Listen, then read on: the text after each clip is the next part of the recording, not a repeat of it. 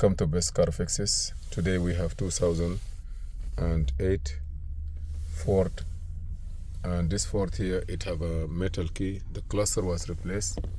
When this cluster is replaced, brand new, you're gonna see a security light there. You see the security light, it will not go away. I already programmed it, but you see now the car like want to crank, but if you don't program it, the car will not crank.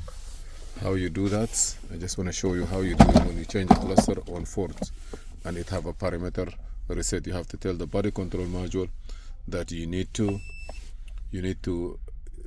synchronize the cluster and the body control module. The cluster itself, it have a security.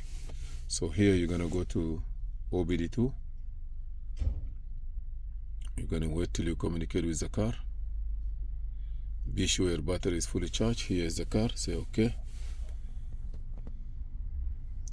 This is 2008 and 9. It could be even more than that, but here is the 2008-9 US Ford E series. Okay, say yes.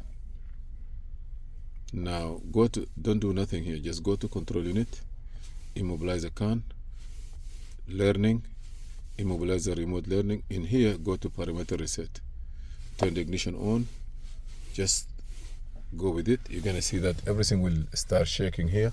You say turn the ignition on for 20 seconds, then on again, turn it off for 20 seconds, on again, and then say click OK.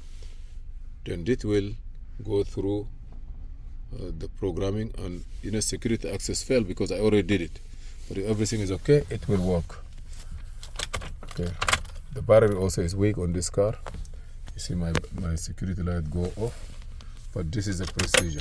See there. Thank you for watching. See you in another video. Please subscribe, share, and like.